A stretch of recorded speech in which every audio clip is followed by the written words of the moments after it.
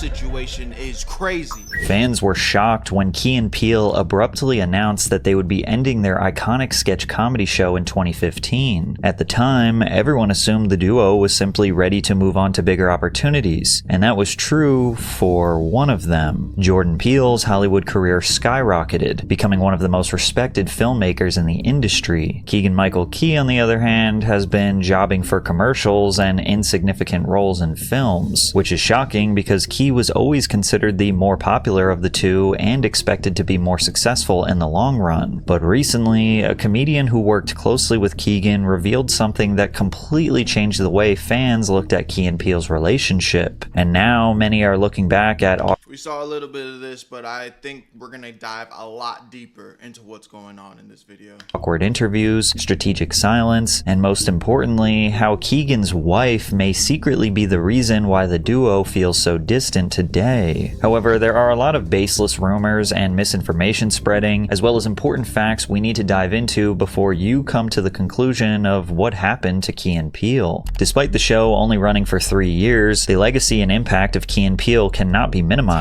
Just take a look at the Comedy Central YouTube channel. 18 out of their 20 most viewed videos are all Key and Peele sketches, amassing over 1 billion views just on YouTube alone. Think about all the classic Comedy Central roasts, TV shows, and stand-up specials. None of them can even hold a candle to Key and Peele. But it could not have happened if the two didn't develop a deeply personal connection off screen. They were both raised as biracial children to a black father and a white mother, growing up with the unique identity of being mixed. Sometimes they felt that they were never black enough. Sometimes they felt they were never white enough, and were forced to code switch to assimilate with whoever was in the room. This shared life experience would become central to their comedy and to their chemistry in life in general. After moving from Detroit to Chicago, Keegan-Michael Key crossed paths with Jordan Peele, making the rounds in the These niggas didn't age not a singular day. They look the same to this day. Local improv comedy scene. The two realized they had incredible synergy, so they started working together and were eventually picked up as writers and talent on the Fox sketch comedy show Mad TV. Banker is prepared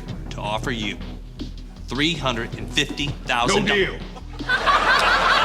We going for the million, dog. We going for the million. We going for the million. We going for the million. Don't matter what you say, because we're going for the million. The few sketches that they did together on Mad TV displayed their incredible chemistry and indicated that they needed their own show. What do I always say? Stay on the inside.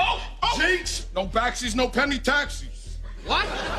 You ain't supposed to talk. Jinx, double jinx, triple jinx, Googleplex. Damn!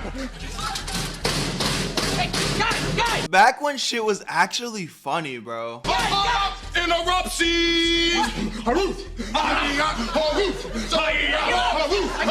Hands up, seas! Jinx, jinx, go away! Come again another day!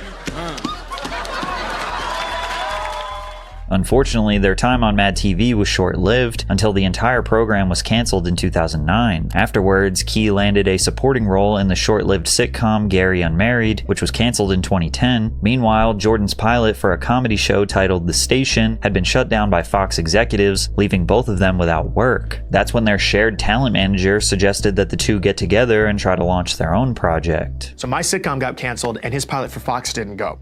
And our manager said, would you guys be interested in doing something together? Because I've got a situation that I think I can leverage. The result of this was them creating their own sketch comedy show called Key and Peele, which was picked up by Comedy Central and slated for a 2012 release. Their series debut came right after the season 4 premiere of Tosh.0, setting the comedy duo up for the biggest opportunity of their careers. And to say they capitalized on it would be an understatement. Two of their most iconic sketches were in the very first episode, starting with a classic where the two attempt to say a forbidden word in regards to their wives, which by the end of this video you'll see how incredibly ironic it is that this was the very first Key and Peele sketch. I looked this woman in the eye, I said, bitch, you told me 6:45. You said that? Yeah, I said, In the same episode, their next bit was Jordan acting as President Obama giving a speech. Hey, on some real shit, you know what they say, bro. The funnier the joke, sometimes the truer it is. These niggas was telling sketches about real life To the country, and Key acting as his anger translator, turning his respectful words into aggressive commands. I just want to say to my critics, I hear your voices, and I'm aware of your concerns. So maybe if you can chill the hell out for like a second, then maybe I can focus on some you know? The show was an instant hit. Over 2 million viewers tuned in for the debut episode, and future episodes would continue to pull in millions of viewers. Before we get back into the video, if you're in need of some easy free money, there's this app called Free Cash where they pay you money to play their video games. If you click the link in the description or scan my QR code on the screen, you'll be able to download the app and choose which games you want to play that are actually fun to make easy free money, bro. These apps are paying people to test out their games, so that's just how the system works, so you can make this free easy money. I'll show you guys right here. Plenty of people are telling me they're making an easy 5, 10, 20, some even hundreds of dollars extra a month. It's all transparent. It's not a scam. And they really do pay you the money through methods like PayPal, gift cards, whatever you need to cash out, they got you. So if you need the extra money and you like video games, click the link in the description or scan the QR code on the screen and get yourself some free extra money. Let's get right back into the video. Every season they put out a new sketch that would become a cultural staple, like the East-West College Bowl, where they poked fun at ridiculous names of college athletes. Hingle McCringleberry, Penn State University. Le Carpetron Duke Maria, Florida Atlantic University. Dinklage Morgan, University of South Florida. Speaking of names, we have to mention the substitute teacher bit, where Key cannot pronounce extremely common American names. So why didn't you say it the first time I said Aaron? Because it's pronounced Aaron? Son of a... You done messed up, Aaron! People still call me Aaron to this day. To this day. They had a way of making relatable humor refreshingly absurd, but I personally liked when they would lean into their ridiculousness a little more. My favorite sketch of theirs is Prepared for Terry's, where the two act as borderline schizophrenics who are trying to convince the passenger next to them that they will protect the entire plane if a terrorist tries to take over. You gonna have to be ready to kidnap a Terry. You're gonna have to be ready to torture a Terry. I don't think that's necessary. Absolutely, you have to fireboard those mother jammers. And if this is somehow the first time you're ever hearing Hell nah, what the hell? I ain't seen that one. of Key and Peele, I think the biggest sign of their success and cultural significance is that the literal president of the United States invited Keegan-Michael Key to do a remake of their anger translator bit, but during a real speech. Because despite our differences, we count on the press to shed light on the most important issues of the day. And we can count on Fox News to terrify old white people with some nonsense. In 3 short years, Key and Peele managed to create And that's why we need another black president. Come on, man. Come on, man. You know, I'm not gonna get into the politics. I'm not Mr. Political over here, but that's what. a culturally iconic sketch comedy show filled with quotable moments reminiscent of early 2000s comedy. Just on that note, though, I don't want to get into politics, but didn't the world just feel like a happier place when Obama was president, bro? Am I tripping? I just feel like the world's just been everything's just been angry in the United States since Obama hasn't been president, bro. Maybe it's just me though. Films. And since YouTube and social media was on track to replace TV and movie theaters, Key and Peele proved that the future of comedy was in good hands. But then, shockingly, in 2015, Keegan-Michael Key announced that they were ending the show. This is our final season, and it's not because of Comedy Central, it's us. It was just time for us to explore other things, together and apart. I compare it to Gene Wilder and Richard Pryor. We might make a movie and then do our own thing for 3 years and then come back and do another movie. Fans were initially disappointed, but in a way, the show lived on much longer than 3 years due to its success on YouTube. Over the years, fans would be scrolling YouTube and randomly see a Key and Peele sketch get recommended to them. It could be one they've seen a dozen times or one they didn't even recognize, but if they click, they can get a guaranteed laugh. Plus, in 2016, the duo released their action comedy film, Keanu, seemingly indicated that their future Hollywood careers would be them working side by side. The duo served as both the writers and leading actors for the film, which gave the movie a sense of familiarity for fans of the show. Now, the film was met with a lukewarm response from critics, and it only grossed $20 million in the box office. Considering the film's $15 million budget, plus the millions of dollars spent on advertising, the movie significantly underperformed. With that being said, the movie wasn't bad, it was just the first step. Yeah, I mean, I feel like with comedies, especially those type of comedies, they typically fall flat a little bit. Except like I think 21 Jump Street is probably the closest thing to this type of movie that did really well. Up in a new chapter for the comedy duo. But then Jordan Peele shocked the world with the announcement of his directorial debut psychological horror film, Get Out. The movie followed a young black man named Chris visiting the... I think Get Out might have been the best one. Y'all let me know your favorite Jordan Peele movie, but I think it goes Get Out, then Us, Get Out, Us, and then honestly the others were... I don't know, that Alien one was kind of ass. Am I tripping?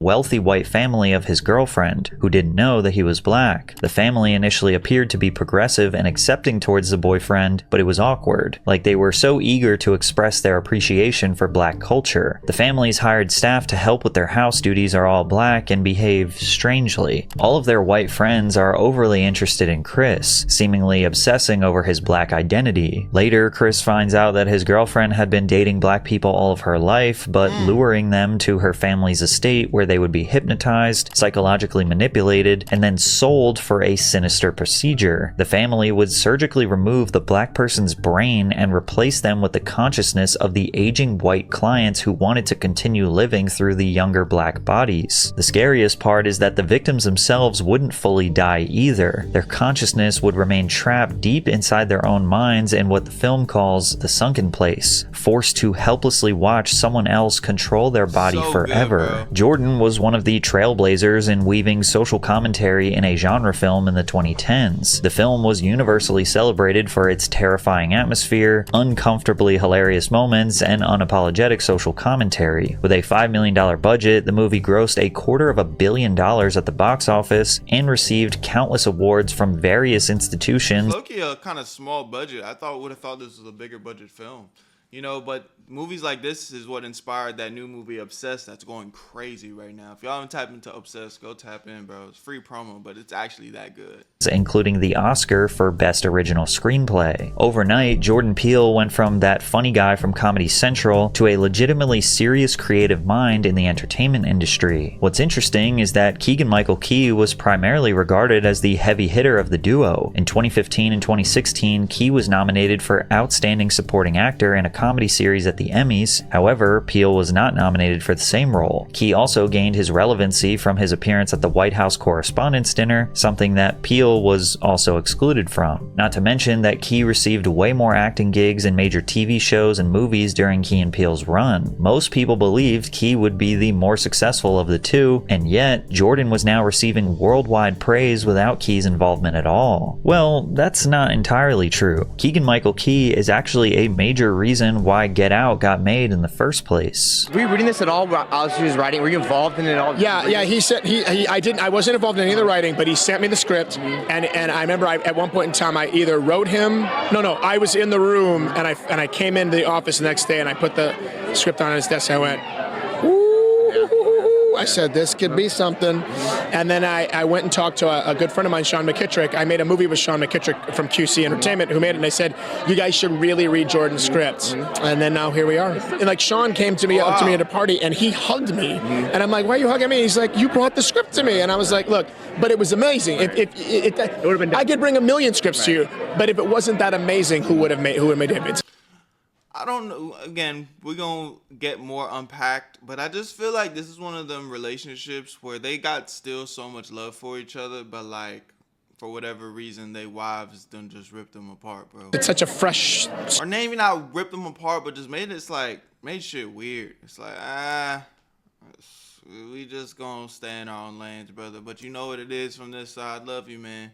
Even though, honestly, that's some whack-ass shit. They say, watch who you marry, bro.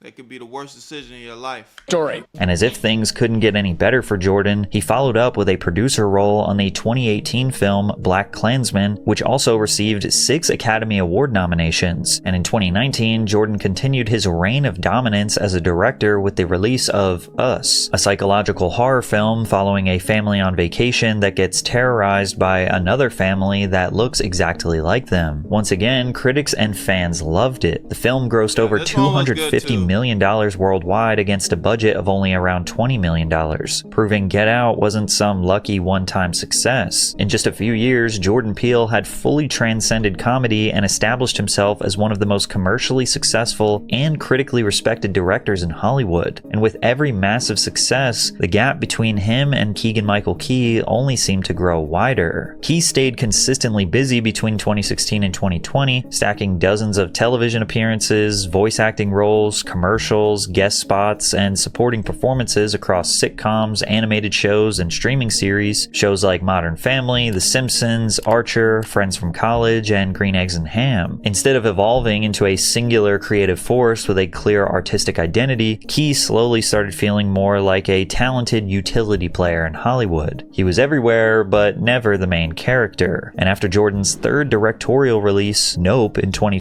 This one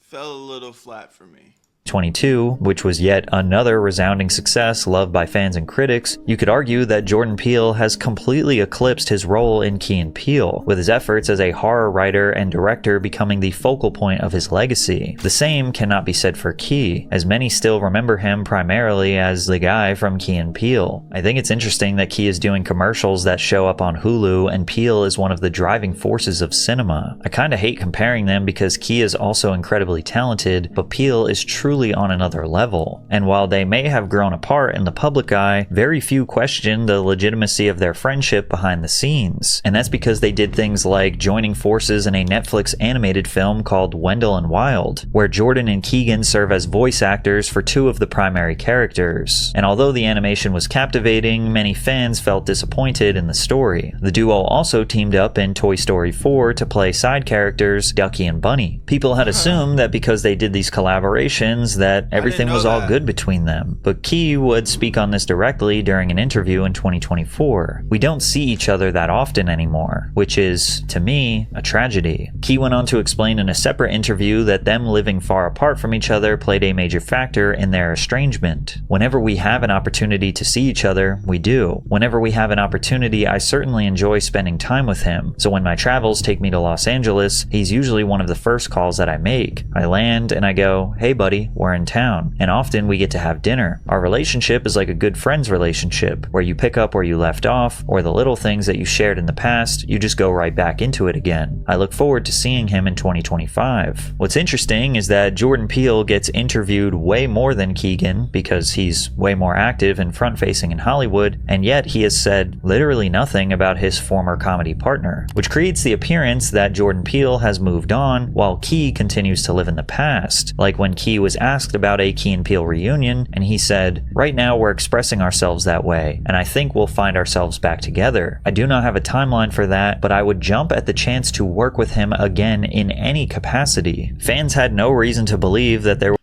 I don't think that's negative. was any bad blood between them. Maybe they had simply grown apart naturally over time, but that assumption started falling apart after a comedian who worked closely with Keegan publicly shared a story that completely changed the way people looked at Key and Peele's relationship. In April of 2026, comedian Akilah Hughes shared her experience working with Keegan-Michael Key using the not-so-subtle codenames of Lock and Banana. He is, and I don't think this is too shady, I think it's true, the less successful half of a comedy duo that was prolific in the 2010s.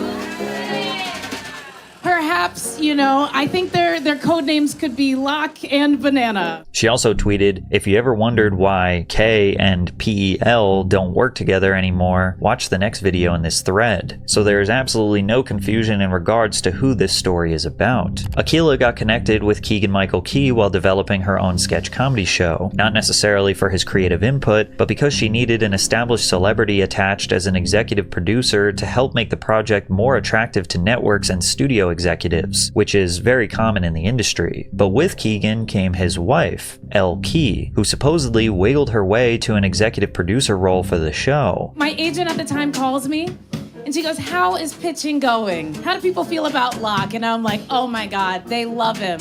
Everybody loves Locke." And she's like, "That's great, that's great.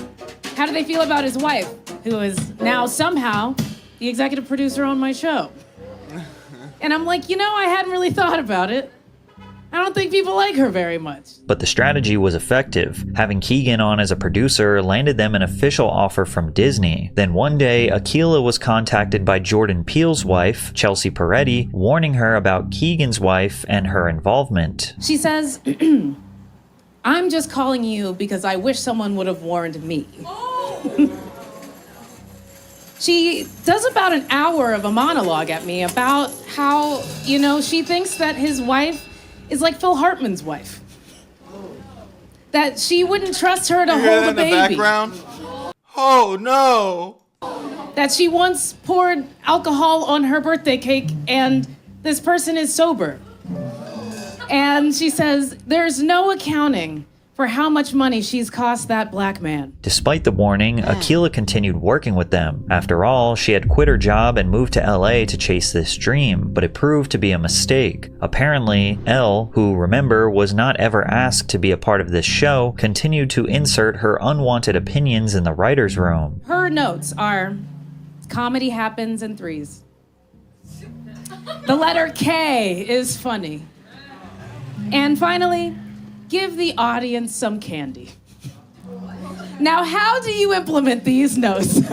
None of the writers thought her ideas were good or funny, so they were ignored, to which Elle responded by threatening to sue the network. Akilah doesn't add much context here, but she is trying to make the accusation that Elle was just trying to ruin the project since it wasn't going her way. As a result, the show was stalled and eventually was canceled altogether. And so, that is just a project that I could not talk about, that was never announced, that was supposed to be my dream. Now, first of all, there weren't many jokes in Akilah's performance. The inclusion of the live band made this some... Yeah, that's what we were saying when we first reacted to this. It was kind of like, this don't feel like a comedy sketch. This feel like a therapy session. Kind of exaggerated live podcast gossip story time session. So it couldn't exactly be brushed off as, oh, well, it's just a joke. And even though all of the details Akilah shared are incredibly vague, it's unlikely she would create a 12-minute story of completely baseless lies, especially considering the allegations aren't really that scathing. Like the idea of established Hollywood celebrities derailing a dream project for an upcoming creator because it didn't go their way sounds like something that happens every day in Hollywood. But it was this small added detail at the very end of Akilah's performance that has completely changed people's perspective of Keegan-Michael Key. He never gets to be himself in public, and his partner has won Oscars.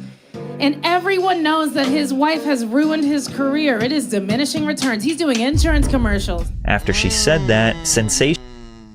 She was just letting the cat out of the bag. I don't even think I remember seeing that part of the clip. Sensationalized headlines emerge from Akilah's performance. Akilah Hughes says she knows exactly why Key and Peele don't work together anymore. Key's crazy wife destroyed Key and Peele. And while Akilah never said it directly, fans jumped to conclusions that Key and Peele had been driven apart by Key's annoying and power-hungry wife. And there is actually a little bit of evidence to back up those claims. 8 months before this story blew up, a blind item emerged about Key's wife. Personally, I happen to know that Elle Key IRL is a massive narcissist and straight up abusive to the working people in her vicinity. She's using Keegan's talent, fame, and likability to get herself in the room, in front of cameras, a microphone, calls herself a producer or director, and cuts a paycheck. Obviously, she needs to use Keegan because she has no talent or skill sets of her own to stand out without him. Everyone close to him who cares about him sees the abuse and wishes he'd leave her. And while this might sound like even more gossip, this allegation holds weight with a little more factual context. Elle Key, whose real name is Elisa Pugliese, was an aspiring actress who couldn't land anything more than being an extra with no lines or no significance to the plot. From there, she transitioned to being a producer for small-time, low-budget independent drama films that had an extremely small or no theatrical release. She met Keegan at a film festival in early 2016 and became his quote business partner. Eventually, Elle and Keegan's relationship turned romantic and they...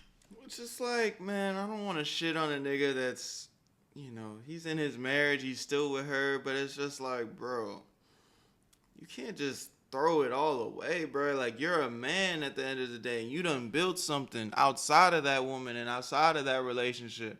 How you just gonna let her come up in your shit and start telling you how to run your ship? Like, what? That don't make no sense, gangster. Got married in 2018. So for all the rumors saying that she is the reason why the Key and Peele show ended are just false. The show ended in 2015 and she didn't come into the picture until over a year later. Now the rumors saying that she might be the reason why they didn't continue working together, well, that's entirely different. What you'll notice is that as Elle became more present in Keegan's career, Jordan started becoming more distant, because remember, Keegan and Jordan worked together in 2022 on that animated show, but shortly after, everything changed. And it all centers around a book that Keegan and Elle co-authored called The History of Sketch Comedy, a journey through the art and craft of humor, which by the way is everyone's favorite subject, comedians talking about comedy. Well, one comedian at least. This book discusses subject matter that Keegan-Michael Key is undoubtedly an expert in, and aptly features him on the cover. They also created a podcast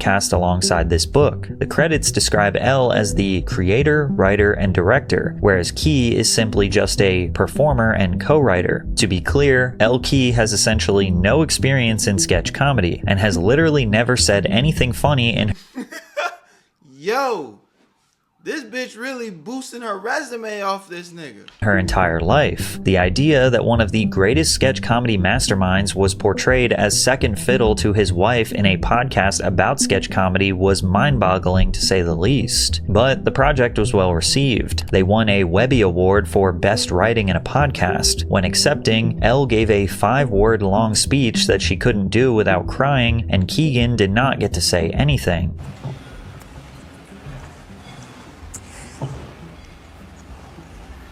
Find someone who inspires you.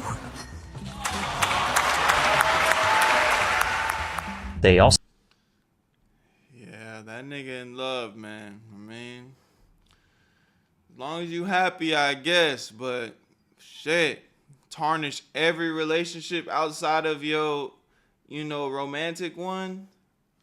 So did an interview on Late Night with Stephen Colbert, where she sat first chair next to the host, and Key was off to the side as if she was the guest and he didn't belong. Yeah, he's a sucker for love. Now to some, it seems like Keegan is merely being a respectful and generous husband, using his status to elevate his wife and portray her as his equal. I think we've both discovered... Which again, I respect that. I respect it, but it's like, to a degree though, it gets to a point, man. You got to pick up on them subtle cues. that if we work on something together, it's better. Is that... Yeah, that's a really good way of putting it, yeah. But to others, based on Akila's story, they see her as manipulating and forcing her way into creative spaces she otherwise would have never been a part of. Keegan's wording in this interview is particularly interesting. At first, he comes off endearing, but he also inadvertently admits that his wife uses him to advance her own career. As you said, all good doors lead to Elle and her opening that. Yeah, it's like I'm the key and she knows where the doors are. So you just have to have the courage to put the key in the door. It's always wonderful you have someone in your life who can show you where the doors are. But it goes one step further. Did we just see the mask slip? Pay attention to his face. Pay attention to his face as he's saying this. Gotta pay attention to the eyes, man. The eyes never lie, they say. Hold on. I think the mask is slipping here. I think he's like, help me. Blink twice if you need help. In your life who can show you where the doors are. But it goes one step further, because it seems like Keegan has adopted the stereotypical wife guy personality, similar to Will Smith or Akash Singh, where the central focus of his identity is surrounding his less famous and less successful partner. Backstage at Stephen Colbert, they did one of those classic couples games where they see if they know each other really well, only for Key to completely second guess himself or outright say his wife was right every time they had opposing opinions. Who said I love you first? You ready? Ready. 3, 2, 1. Ha! Oh. Okay. I guess it was me. To some, he is just being sweet. To others, he looks pathetic. Like when Keegan was asked what he was most proud of in his entire career, then changed his mind to what his wife said should be his most prideful moment. What is Keegan's proudest accomplishment? Yo, Get Out is about this nigga, bruh. Did they replace him Is he fighting for consciousness in the sunken place? I think this is it. Ready? She's Three, gonna be right. And three, and you're gonna be. If you can believe it, I'm going to be wrong. 3, 2, 1. She's right. And if that didn't convince you, there's another moment where the 50-year-old man Nigga, what? It's your thoughts. It's your opinion. Hell nah. says his wife even picks out his clothes because he can't do it. Impeccably attired. I want to know what percentage of this is your choice versus your wife's choice. Because I know that your wife, Elle. Look, yes, my wife, Elle. She's here. Is here. She is here. This nigga's scared, bro. He's looking over. My wife, yeah, she's here. Is she watching? Oh, shit. Hey, my wife. Oh, nah. What type of shit they got going, gang? And who is this? All right. Let me not say too much. I don't want to start making fun of people's looks, because that's irrelevant, right? We're supposed to be. Here she is. Yes. My wife, Elle, has impeccable taste. So I'm one of those people who likes to leave things to the experts. So everything on my body was chosen for me today to wear by Do you not see the fear? Am I tripping? Am I looking too far into it now? Elle. He seems to seek validation from his wife for literally everything, constantly looking at her to assure that he is saying the right thing. Sometimes it's a challenge. Sometimes I meet her with a little bit of resistance, or a little bit, a lot of resistance, some resistance. So Yo, she like, did y'all watch the new Michael Jackson movie? Where Michael Jackson talking to the monkey and he's just like, and the monkey just goes, you know what I'm saying? This is how this is looking, bro.